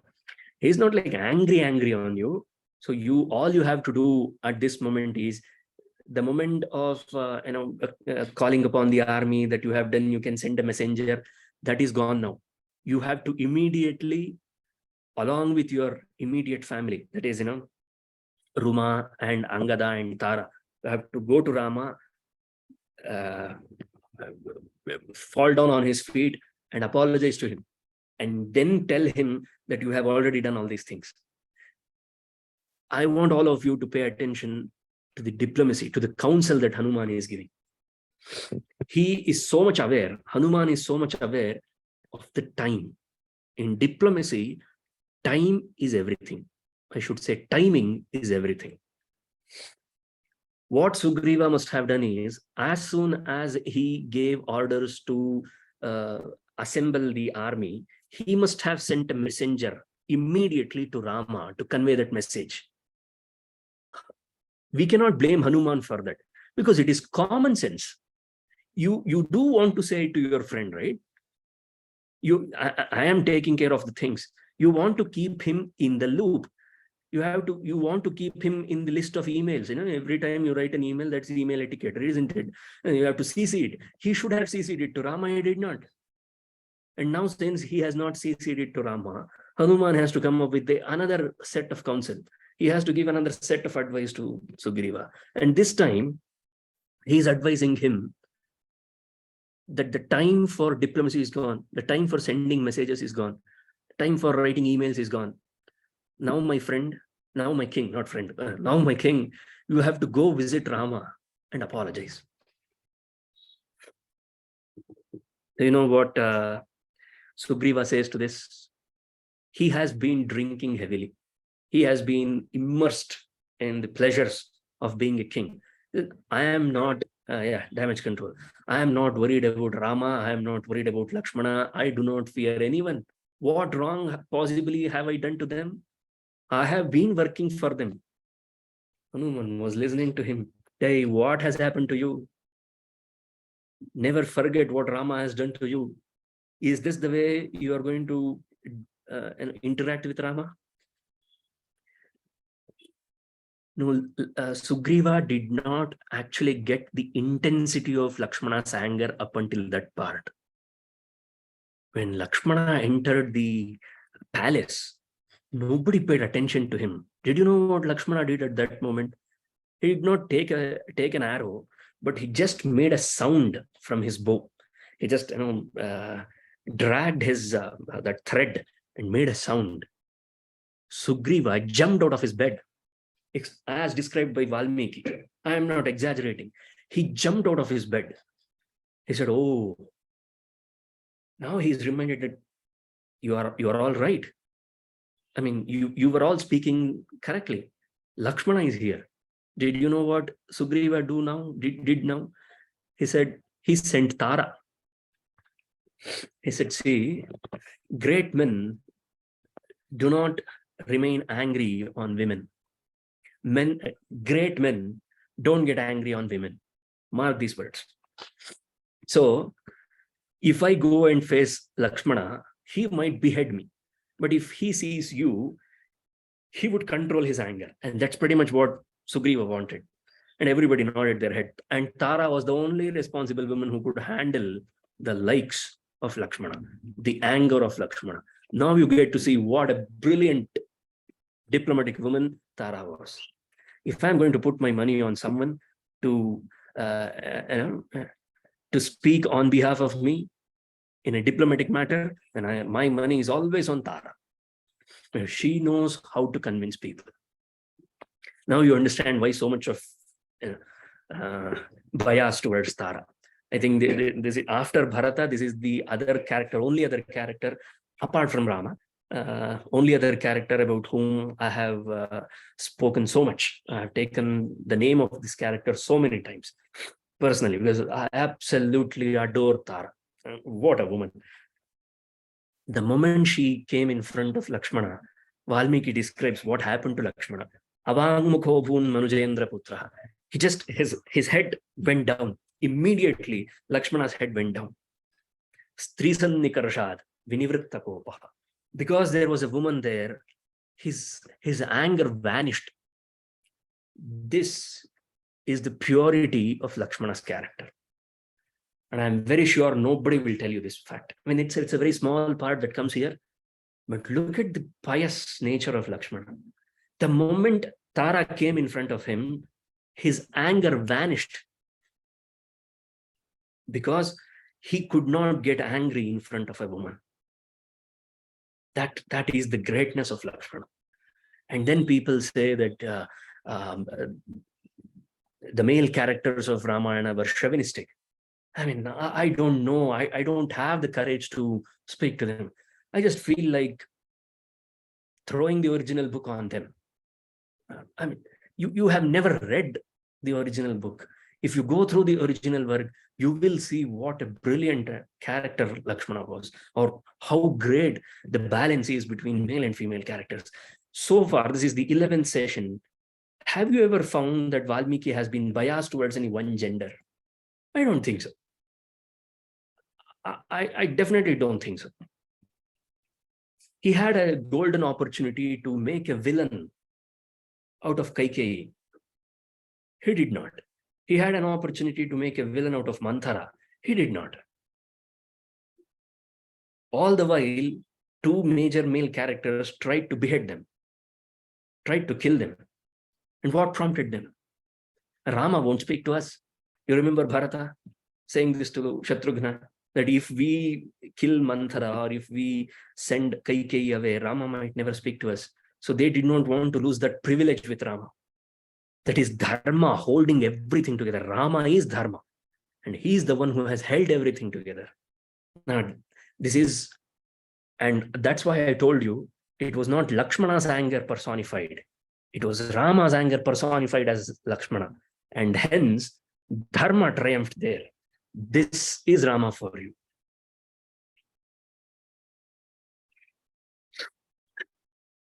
So then she consoled him. And Lakshmana very diplomatically speaks to Tara. See, there is a concept called as dharma lopa and artha lopa. The first thing, he has already given his word, and not performing not performing the deeds that were given, not being true to your words, refers to dharma lopa. And artha lopa would be losing a friend. And I'm very sure Sugrīva do not want to lose a friend like Rama. Who with a sane mind wants to lose a friend like Rama? Okay. And then Tara comes up with an answer. Only Tara could come up with such an answer. My dear Lakshmana, I know you have studied plenty of cases. You know plenty of things. Kama and bhoga, luxurious things. Even the likes of Viśvāmitra could not escape them. And he's only a monkey. And by nature, monkeys are driven towards luxuries. And he has gotten back to his wife after several years. He finally has got his kingdom. So it's quite natural, if you think, for the kinds of Sugrīva to get lost in the flow of luxuries, because he has got it after several days, several years. So you must be little considerate towards Sugrīva. Look at diplomacy here. She is not saying, Tara is not saying that Sugrīva is right. I mean, Sugrīva's mistake is not being covered up. Nor does Tara's words mean that whatever Sugrīva did, Sugrīva's failure to send a message to Rama is not being disagreed by Tara. She does know that it was a mistake by Sugrīva. This is the art of diplomacy. So all she's saying is, you must have a considerate heart, because it is Sugrīva. And Sugrīva is basically a monkey. He's an ape. So he does have this innate thing towards luxuries. So he's drawn towards them. So please excuse him. Please have a considerate heart towards him. And I assure you, he does have Rama's welfare in his heart. And he has taken all the measures that he can, or he should, in order to fulfill his end of the deal. Other women in the kingdom were the women also. Yeah, they were women monkeys. There were. We get to know them in the Yuddha Kandam. At the end of Yuddha Kandam, we will know them. Okay. So Tara asks for patience from Lakshmana. All right. Now Lakshmana wanted to see Sugrīva. So he was finally given the audience with Sugrīva. By this time, Lakshmana's anger had calmed down. It had come down to 10%, at the level of 10%. He was just there as a messenger. He was just conveying the message of Rama. He told him that one must never forget the words that they have given, the word that they have given. And you, my friend, you have given your word that you shall help us in finding Sita. What have you done in that regard? You have done nothing. And then he reminded Sugrīva of Rama's words. Now is the time to reveal that word that Rama told Sugrīva. This is one of my favorite words, favorite lines from Ramayana. The most beautifully written verses by Valmiki. And Rama says this to Sugrīva. Nasa sankuchitah panthaha yenavali hato gataha samaye tishtha Sugrīva mavali pathamanvagaha. He says, Sugrīva, the path in which Vali went to Swarga hasn't condensed. It is still as wide as it can get. Sarcasm. What does it mean? If you don't remain true to your words, I do have the ability to send you in the same path, back where your brother belongs. Never ever think even for a second that I cannot send you to your brother. I can very much send you to your brother if you do not stay true to your words. That's why he says, Samayetishta Sugrīva, stay true to your words. Ma Vali pathamanvagaha, do not follow the footsteps of Vali. Because nasa sankuchitah panthaha yena Vali hatvagataha. The path through which Vali went to Swarga after being dead is not condensed. It's not sankuchita yet. It is still wide and broad. And it can still fit you. What a line. I mean, what a message to send. I mean, if any one of us were Sugrīva, and if this was the message by Rama, we would want to jump onto action. We would not want to sit even for a second. We would not even want to breathe for another second, isn't it? That's the kind of power you need to have in one message. This is how you deliver a message. This is purely dharma that is delivering message. And this is exactly how dharma delivers message to us. Forget about the character Rama. This is how dharma tells us things to us in various ways. If sarcasm was used by, here is a classic example. Yes, sarcasm. It's an absolute delight to read Valmiki's sarcasms. One fine example is here. And finally, he told, Sugrīva said that everything is done. And Tara comes up with yet another beautiful insight. He says that, I know, Lakshmana, that Rama is capable enough. Look at the response. Look at the way this lady is defending Sugrīva. I mean, hats off. If I want anybody to defend me in any court of law, any day, any time, it would be Tara. What a way she's defending Sugrīva. She says that, I know, I understand Rama's anger, Rama's wrath towards, and we do understand Rama's message to Sugrīva.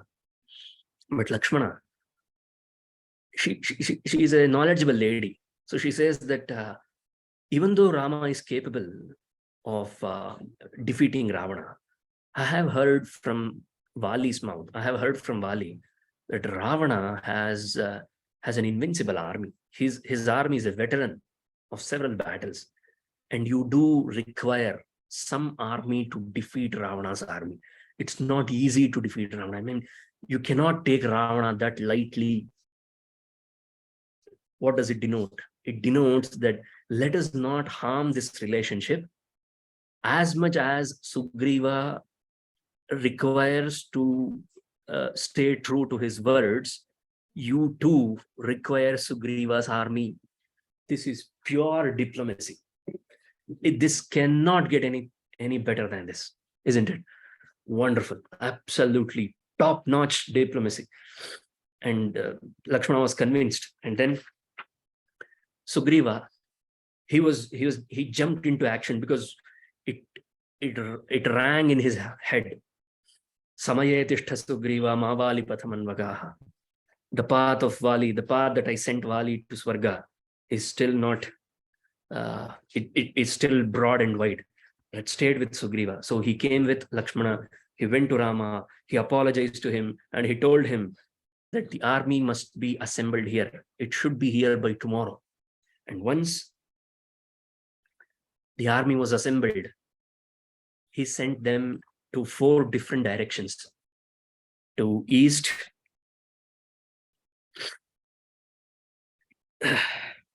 so he sent Vinata, a commander named Vinata, to the east, and he sent 90% of his stalwarts, of his warriors, to south. Who were they? Nila and Hanuman, Jambavan, Suhotra, Sharari, Sharagulma, Gaja, Gavaksha, Gavaya, Sushena, you name anyone. All of them were put to south. and they were all led by none other than Angada. What a brilliant opportunity. Angada was the leader for them. You see, what a great moment for that young lad. Yes. And to Paschima, he sent Sushena. Sushena was Tara's father. He sent Sushena and his army to the west. And the north, he sent Shatabali. Shatabali was his father-in-law, Ruma's father. Shatabali was sent to north. So likewise, he sent his armies to 4 different directions. And if you want to know what is the kind of prowess, what is the kind of command Valmiki possesses in terms of world geography, you should read these 4 sargas. I'm not going to deal with it in detail because this is something for you to ponder upon. Because if I say everything in the name of story narration, in the next 1 week, when you have the time, how to make sure that you do go and read Ramayana later, right? So this is your homework. Please do read these 4 chapters. 40th, 41st, 42nd, and 43rd sarga.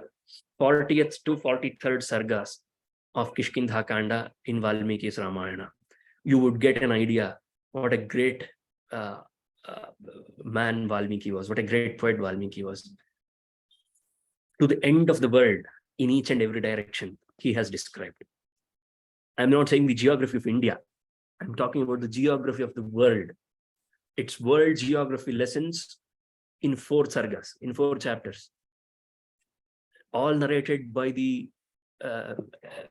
Sugrīva, the king of Vanaras. And he mentions that starting from here, this is the end of the world. And this is the only place where we can, we can go up to this part. All right.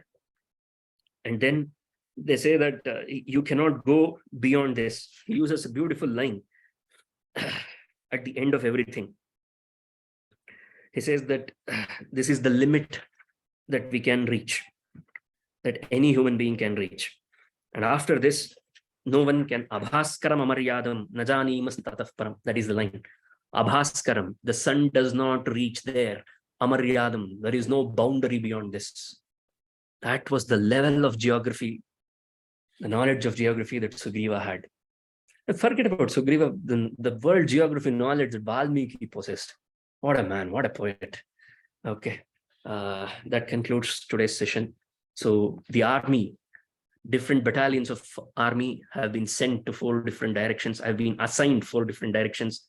They will be sent in the coming week. They will see how the journey begins. So we are not far away from Sundarakanda, entering Sundarakanda, the pinnacle of Valmiki's Ramayana. Sundarakanda, we are soon going to enter. So if you have any questions, we can take a couple of questions, I guess. Having taken Sugrīva as a friend, is it right to send such a threat? It was not a threat. It was a gentle reminder. I understand that Sugrīva should have stuck to his word, but is it fair to threaten? It was definitely not a threat. It was a gentle reminder. And there is a difference between. I'll tell you why that shloka does not qualify as a threat. Because I was asked the very same question by my PhD supervisor, the exact same question by my PhD supervisor, before I could get into that subject. He was not convinced that I could handle this subject. So that's how professors are, they just wanted to test. So he asked me, I quoted this shloka. So then he came up with the same question. So the defense is this. See, if you consider only the first part of the shloka, first line of the shloka, nasasankuchitah pantha yena vali hato vyataha. That is not entirely a threat, but it is kind of making a remark where saying that if you don't do this, I will kill you. So it might qualify as a threat. But what makes it not a threat, that line, that entire shloka, is Samaye Tishtha Sugrīva. That line, stay true to your words, Sugrīva. There is love. there is affection, there is concern in that line. Otherwise, he would have not said that, isn't it? Samaye tishta Sugrīva, and then he draws a comparison. Ma Vali Bathaman Vagaha. Do not follow the footsteps of Vali. It's a reminder. So a concern and a reminder puts or takes away the threatening part from the first line. I hope I was able to answer it convincingly. Is it to be viewed as Rama's way of upholding dharma? As I said, dharma keeps us reminding. It doesn't threaten us. It reminds us. It reminds us in several ways. I finally got that line. It is by Ivan Turgenev, a Russian scholar, a Russian poet. No matter how many times you knock on the doors of nature, it shall never answer you in a comprehensible way. See, dharma sends us constant reminders. The problem is we are not able to comprehend it. All these shakunas, nimittas, they are dharma's way of protecting us. Don't you think so? Dharma protects us every time. If there is anything that can protect us all the time, it is dharma. Dharma is our true friend, is our true companion. Nothing comes with us even after this body is left. Only dharma comes with us. And dharma always reminds us. This was also a reminder, not a threat. It doesn't qualify as a threat. So the second part and the third part where he says, stay true to your word, don't follow Vali's footsteps, those parts are fine. But to say that, to start off saying that the path where I sent Vali is still wide open is quite threatening, right? For some to hear something like that from a person of Rama's stature. For a monkey, coming back to, for a monkey to hear something of that language from a person of the stature of Rama. I mean, that's why my question comes, but. Yeah. And he's speaking to the person who had doubts over Rama's capabilities to start off. And then who had a dwindling mind when Vali died, who did not want any kingdom. And then he enjoyed the kingdom for 4 months. So what does it show? It shows that Sugrīva is not a stable one, at least not until this part. Right? He has not been a stable one. So in order to bring stability to Sugrīva, this was required. You need to show who you are. And you need to at least tell them that you are capable of doing this. You need not do it. So I still don't think it was a threat. It was very much a reminder, a gentle reminder. Okay, not a gentle reminder, a harsh reminder. Maybe we could at least settle for not a gentle reminder. Yeah, okay, fine. A harsh reminder, yeah. Yeah, a harsh reminder. And we do require such harsh reminders because to penetrate our thick minds, we do require. And Sugrīva had developed a thick skin, thick mind. So in order to... So maybe the truth is always like that, like truth comes, sachai aise hota hai. Yeah, it happens. It happens. Tara could have approached Rama to counsel Vali. Why would she do that? I mean, that's not feasible. So I don't think that would have been the right approach, right way to do it. So Tara has the ability to counsel her husband. She cannot go and talk to another man to counsel her husband, because that paints her husband as an unfit fellow, which is not a true sign of a devoted wife. So that's the answer. And Rama even never thought of killing women. Even Hanuman never thought of killing women in that way. Hanuman should be next to Rama. Rama killed a woman, right? You're forgetting he killed Tataka. But it's not Tataka that he killed. It's the Adharma that he killed. So Hanuman also did not kill any woman, but Yeah, in that sort, there are. Do you mean to say there Lakshmana killed a woman? He did. No one else did. Nobody killed a woman. Nobody. He said Vali was as old as Ravana. Sugrīva must be of around 80. Then how can Rama of age 31? Age is a very funny thing, my friend. Especially in Ramayana, it's a very funny thing because they the way they calculate their age in Treta Yuga is quite different from what we currently practice. So we cannot say that. And who is to say that a 30-year-old man cannot be friends with an 80-year-old man? It's friendship after all. Monkeys are known for their specific characters, but here Hanuman is shown as epitome of vocabulary and skills. So be it. So what? I mean, we are never discounting that they cannot be blessed with all these things. They can be. They can be blessed with all these things. I mean, if you really want to see Hanuman, Sugrīva, Vali as just monkeys, then it becomes a bit difficult to go through the story. There is a theory in literary studies. I think I should have mentioned it in the way beginning itself. That theory reads like this. I think all of you can understand when I say that word. I say that line.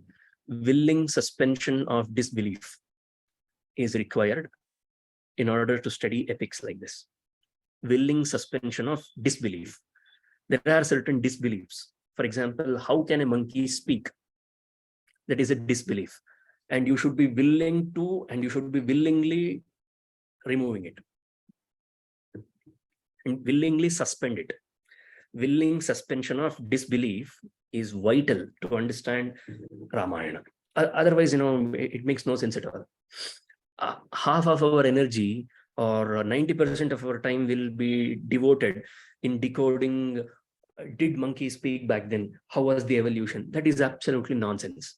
That's not required. Instead, we must be focusing on dharma, right? Turn Rama and Lakshmana. How I did not get the question. Like,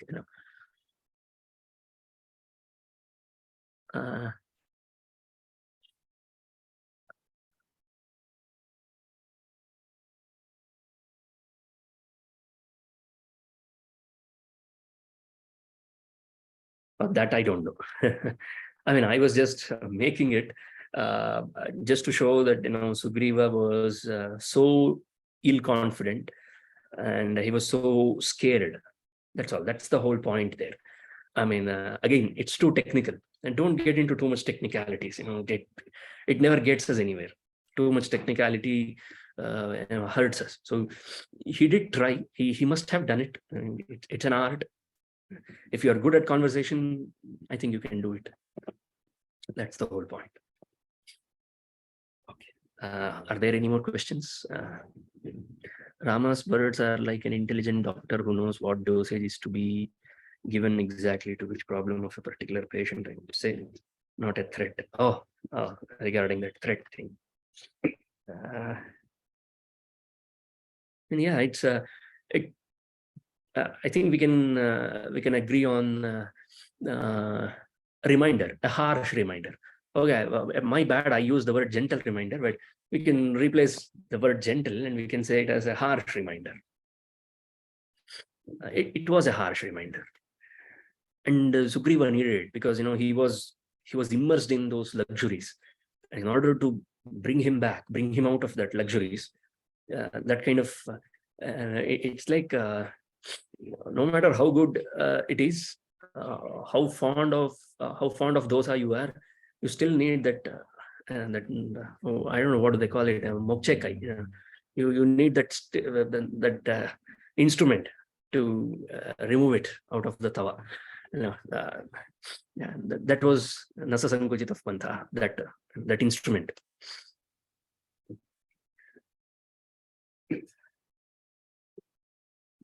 Yeah. If there are no more questions, I think we can conclude the session today. So next week we will continue with the reminder of the story. We will probably enter into Sundarakanda next week. As Vanaras were sent to north, then people of Ayodhya must also came across Sita's cave. No. They were messengers. They were a search party. There used to be some sort of diligence. There used to be some sort of rules for such people. You are not supposed to reveal on what mission you are. Otherwise, there is no point of being on a mission, isn't it? So the point was to search for Sita, not to, One quick question. Yeah. The title of today's session, Rama's message to Sugrīva, are we referring to this Yes. reminder, Yes. or the message which he gave Sugrīva when Sugrīva said that I don't want to be the king? Oh, no. What are we talking about? This one. Nasa sankuchitah pantha. Oh, I had only this one in my mind. Okay, sure. Thank you. Because, we as people, we require such kind of brutal reminders every day. In spite of that, we are not as vigilant as Sugrīva. Okay, So, thank you. Okay, Thank so we will meet again next week. Thank you so much.